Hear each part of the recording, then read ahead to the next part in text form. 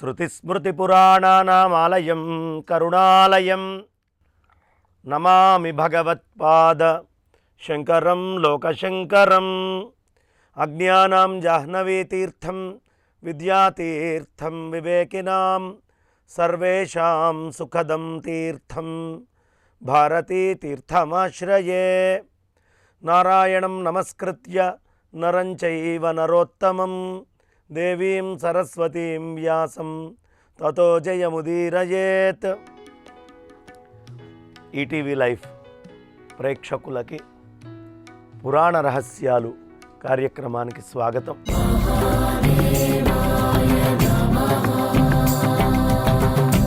కూర్మ పురాణాంతర్గత రహస్యాలని మనం చెప్పుకుంటున్నాం.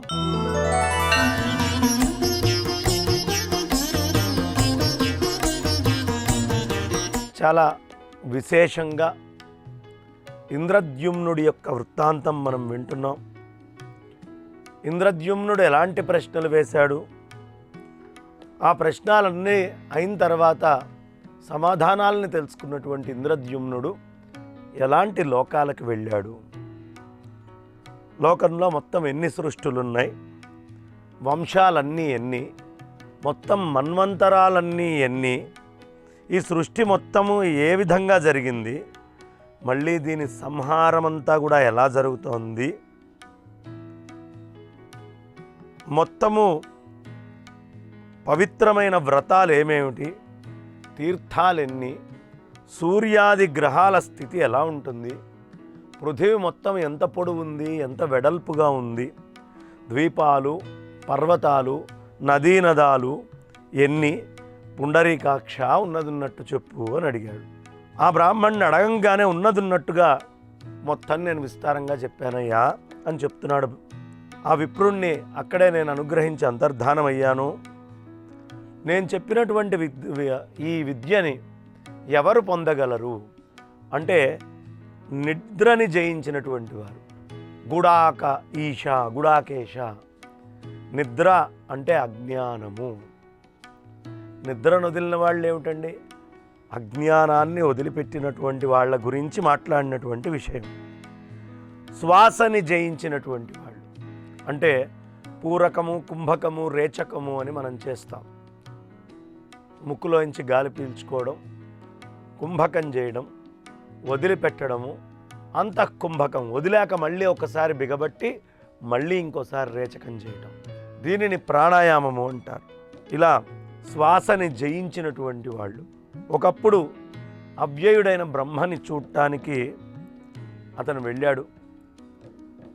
సూర్యుడు నిర్దేశించిన మానసోత్తర పర్వతాన్ని గురించి ఆ బ్రాహ్మడు యోగ సంపత్ ప్రభావంతో ఆకాశ మార్గం ద్వారా వెళ్ళి చూసేటటువంటి ప్రయత్నం చేశాడు. సూర్యుడిలాగా ప్రకాశించే ఉత్తమమైనటువంటి ఒక విమానం అతని ముందు ప్రత్యక్షమైంది. దేవగణాలు, గంధర్వులు, అప్సరసలు, ఈ అన్ని గణాలు కూడా ఆయన్ని మెల్లిగా అనుసరిస్తూ వెళ్ళటం మొదలుపెట్టినాయి. మార్గంలో ఆ యోగీంద్రుణ్ణి చూసినటువంటి సిద్ధులు, బ్రహ్మర్షులు వాళ్ళు కూడా ఆయన వెంట వెళ్ళారు. దేవతలు నమస్కరించే పర్వతాన్ని అతను చేరుకున్నాడు. ఆ స్థానం సామాన్యమైంది కాదు, కేవలం యోగులు మాత్రమే అనుభవించే స్థానం. పరమపురుషుడు అక్కడే నివసిస్తాడు.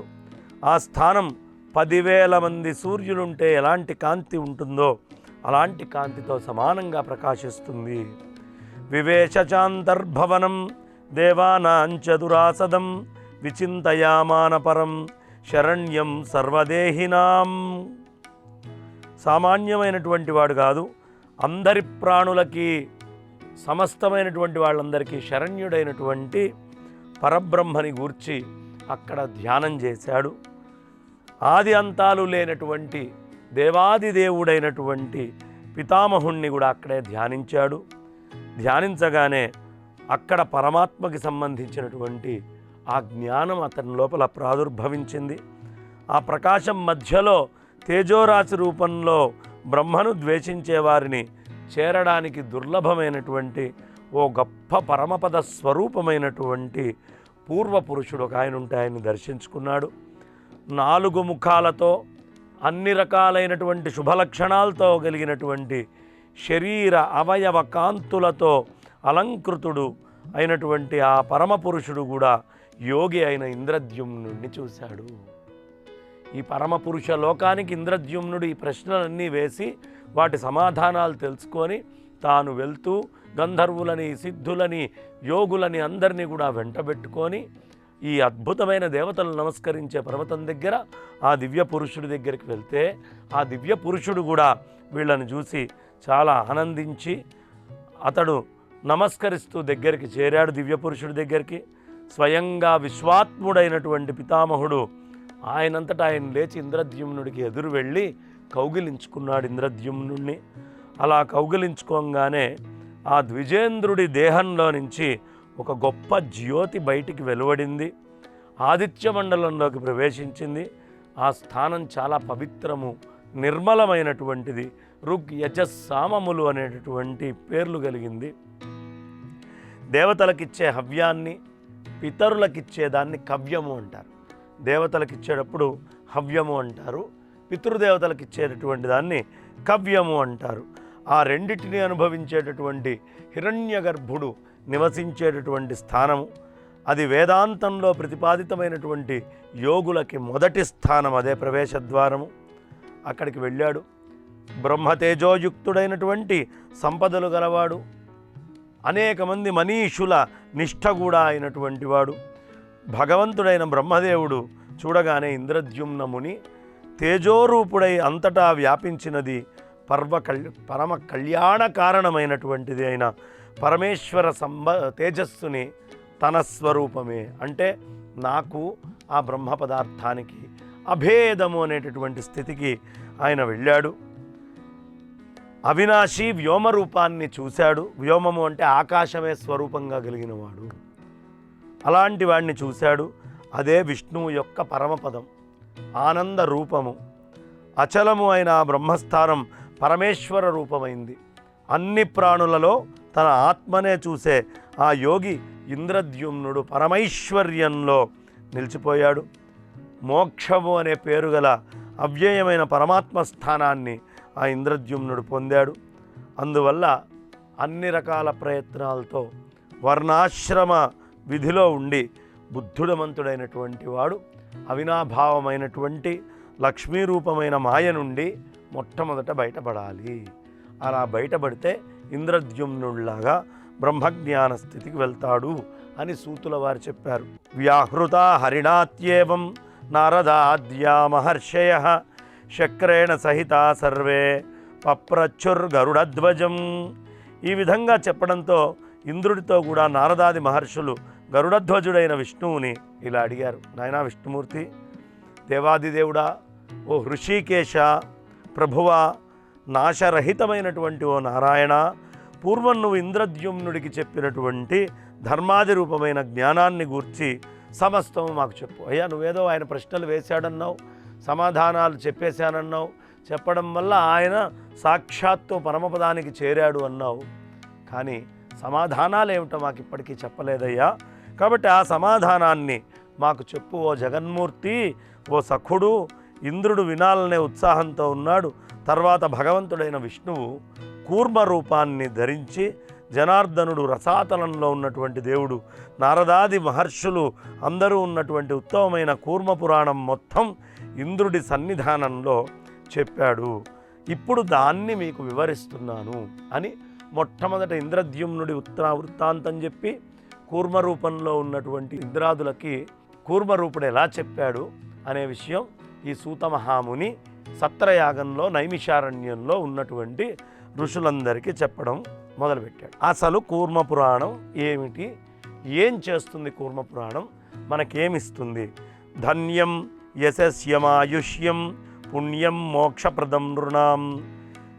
ధన్యుల్ని చేస్తుంది. ఇది విన్నంత మాత్రానే యశస్సు వస్తుంది, ఆయుష్ పెరుగుతుంది. పుణ్యము అనేటటువంటిది అవలోకగా వాళ్ళకి చేరుతుంది, మోక్షాన్ని కూడా కలిగిస్తుంది. మొత్తము భూమి మీద ఉండేటటువంటి ప్రజలందరికీ. పురాణ శ్రవణం విప్రాహ కథనంచ విశేషతః. శ్రవణము, దాన్ని చెప్పడము, ఈ రెండు చాలా విశేషమైనటువంటి ప్రక్రియలయ్యా. శ్రుత్వా చాధ్యాయమేకైకం సర్వపాపై ప్రముచ్యతే. ఒక్కసారి ఒక్క అధ్యాయాన్ని విన్నంత మాత్రానే సమస్తమైనటువంటి పాపాలు దూరమైపోతాయి, పటాపంచలైపోతాయి. ఉపాఖ్యానమథైకం వా బ్రహ్మలోకే మహీయతే.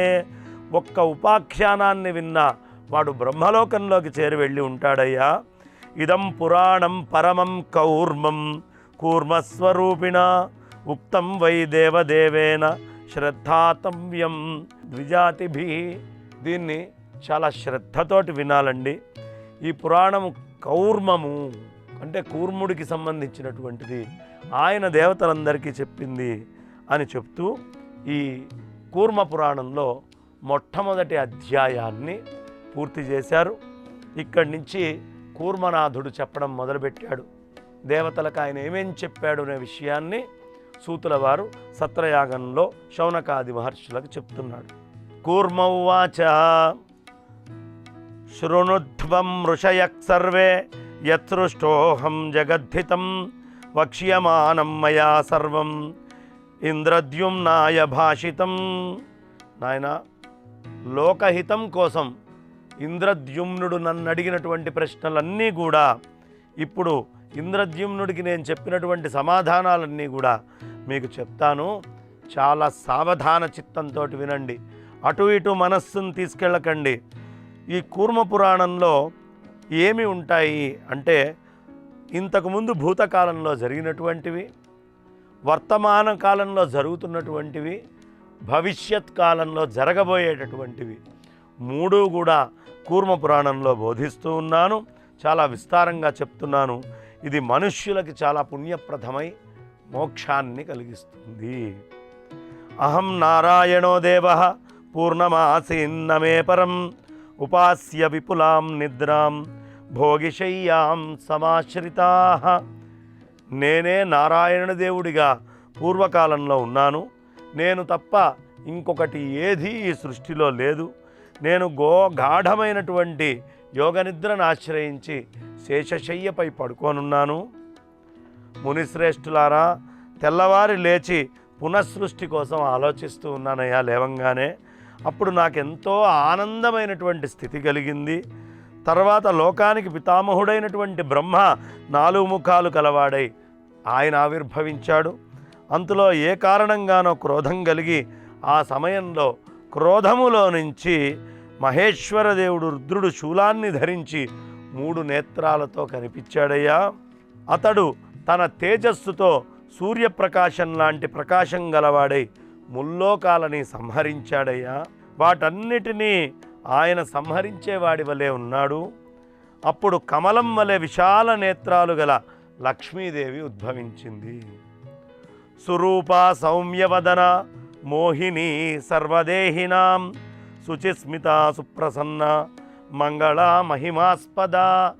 ఈ శ్లోకము ప్రతి మంగళవారము లేదు ప్రతి నిత్యము చేసుకుంటే విశేషము. సంధ్యాకాలాల్లో చేసినటువంటి వాడు ఆర్థికమైనటువంటి ఇబ్బందులు, ధన సంబంధమైనటువంటి ఇబ్బందులు ఎప్పుడూ ఉండవు. ఎందుకు? ఆమె ఉద్భవించిన వెంటనే విష్ణుమూర్తి వారు లక్ష్మీ అమ్మవారి గురించి చెప్పినటువంటి శ్లోకం ఏమిటి? సురూప, చాలా చక్కటి రూపం కలిగినటువంటిది. సౌమ్యవదన, చాలా సౌమ్యమైనటువంటి వదనం కలిగినటువంటిది. మోహిని, సమస్తమైనటువంటి జనాల్ని మోహించేటటువంటిది. అందరూ దేహాలున్నటువంటి వాళ్ళని మోహింపజేస్తుందట. మోహిని సర్వదేహినాం అన్నారు. శుచిస్మిత, చక్కటి శుభ్రమైనటువంటి నవ్వుంది. సుప్రసన్నమైనటువంటి ముఖముతో ఉన్నటువంటి ఆ మంగళస్వరూపము, అన్ని శుభాల్ని కలిగించేటటువంటి మహిమ కలిగినటువంటి ఆమెకి నేను నమస్కరిస్తూ ఉన్నాను అని ఆమె యొక్క రూపాలు, లక్షణాలు చెప్పారు. ఆమెను మనం నమస్కరించుకోవాలి. దివ్యకాంతి సమాయుక్త దివ్యమాల్యోపశోభిత నారాయణీ మహామాయ మూల ప్రకృతిరవ్యయ. దివ్యమైనటువంటి కాంతి కలిగిన లక్ష్మీ అమ్మవారట. అనేకమైనటువంటి మాలికలు శరీరానికి ధరించింది. ఎటువంటి నాశము లేనటువంటిది. అయిన మహామాయ మూల ప్రకృతి రూపిణి ఆవిడనే సాక్షాన్ నారాయణి అని మనం పిలుస్తాం. అలాంటి తన కాంతితో ఈ సంసారాన్ని మొత్తాన్ని ఆవిడ పూరిస్తూ నా పక్కగా వచ్చి కూర్చుందయ్యా. ఆమెను చూసి ప్రపంచానికి ప్రభువైన నన్ను పూజ్యుడైన బ్రహ్మ ఇలా అడిగాడు. అక్కడే ఉన్న బ్రహ్మదేవుడు అడిగాడు. లక్ష్మీ అమ్మవారు వచ్చి పక్కన కూర్చోంగానే, ఓ ప్రభు, అన్ని ప్రాణులకి అందరి ప్రాణులని మోహింపజేయడానికి ఉన్నటువంటి ఈ స్వరూపిణి అయినటువంటి దేవిని మాకు నియమించు. అందువల్ల నా ఈ విపులమైనటువంటి సృష్టి మరింత వృద్ధి జరుగుతుంది. నాయనా, నేను సృష్టి చేయాలి అంటే నాకు ఈ లక్ష్మీ స్వరూపం యొక్క శక్తి కావాలి. ఈవిడ ఉన్నట్టయితే నేను అందరినీ కూడా మోహింపగలిగేటటువంటి శక్తిని తీసుకురాగలుగుతాను. కూర్మస్వరూపుణ్ణైనటువంటి నేను నవ్వుతూ లక్ష్మీదేవితో ఇట్లా అన్నా, ఓ దేవి, దేవ, రాక్షస, మనుష్యులు అనేటటువంటి ఈ ముగ్గురితో కూడిన సమస్త విశ్వాన్ని నా ఆదేశంతో మోహింపజేసి నా సంసారంలో పడేయి.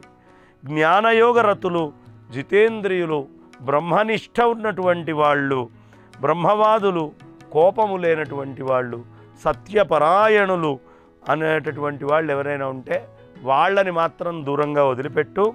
ధ్యానించే వారిని, మమకారం లేని వారిని, శాంత స్వభావం గల వాళ్ళని, ధార్మికులని, వేదాధ్యయనము చేసిన వారిని, యజ్ఞం చేసేవారిని, మహాయజ్ఞపరులైన విప్రులని దూరంగా వదిలిపెట్టు.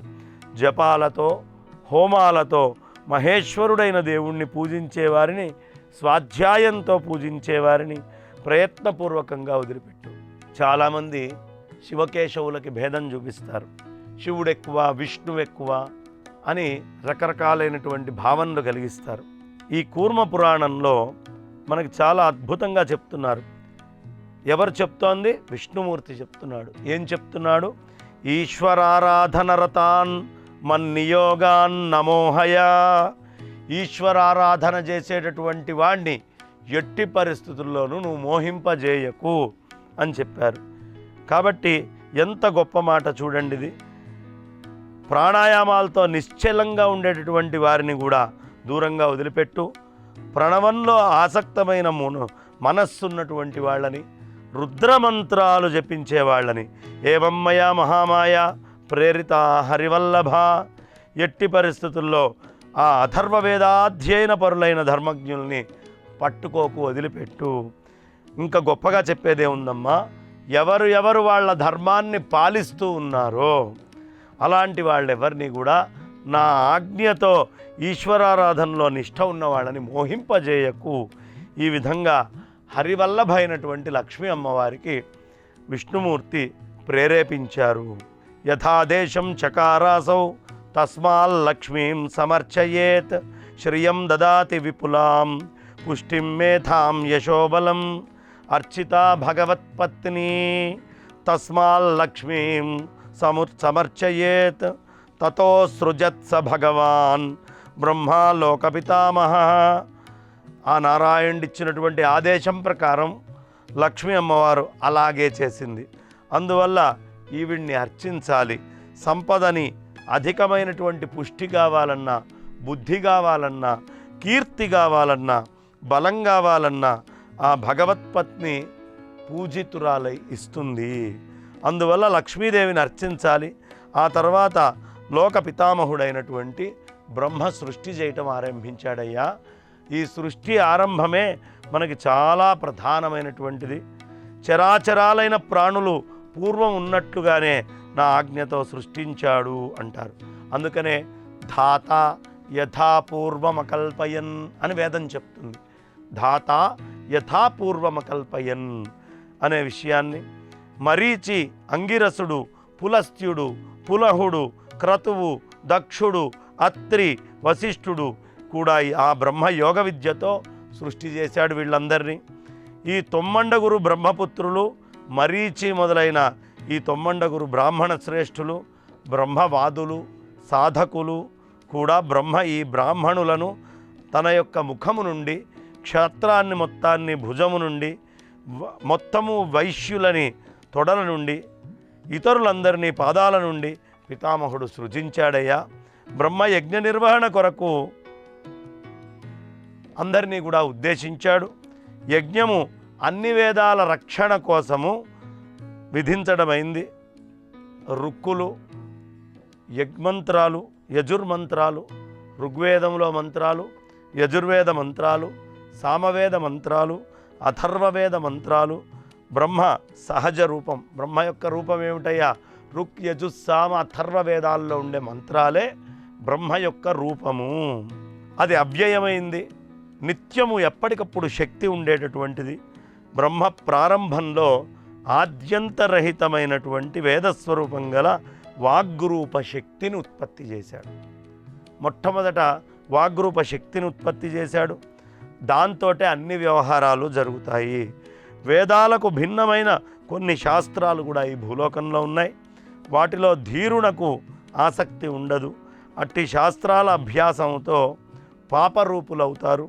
పూర్వము వేదార్థవేత్తల్లో శ్రేష్ఠులైన మునులు యోగ్యమైనటువంటి అని నిర్ణయించిన దాన్నే ఆచరించాలి. ఇతర శాస్త్రాల్లో లేని పరమధర్మము తెలుసుకోతగనిది.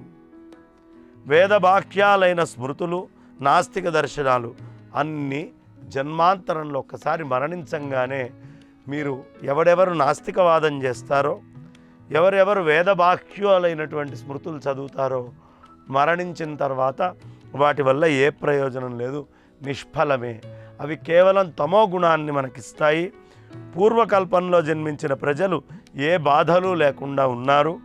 అందరూ నిష్కల్మషమైన మనస్సు కలిగి వాళ్ళ స్వధర్మాలని పాటిస్తూ ఉన్నారు. ఆ తర్వాత మెల్లిగా కాలగతి ప్రభావంతో రాగద్వేషాదులు కలిగాయి. అప్పుడు ఆ అధర్మము స్వధర్మానికి ప్రతిబంధకము.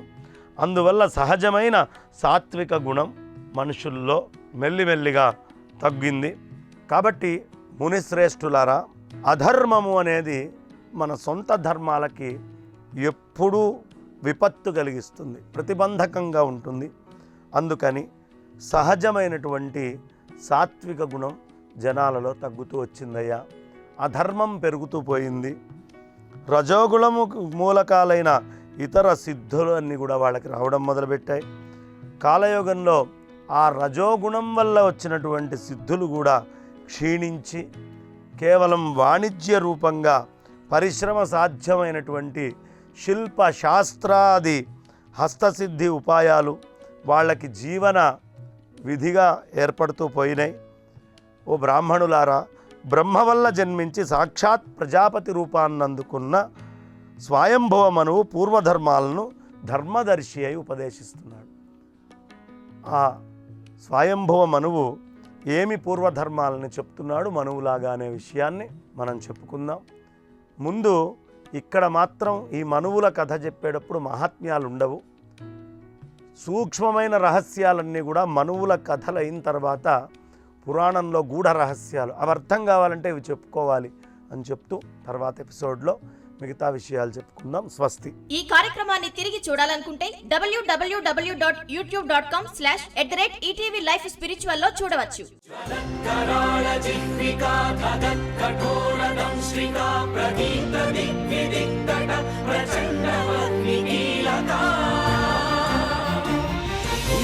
సహస్ర శత సహస్ర కోటి కోటి కేసర నమో నమః.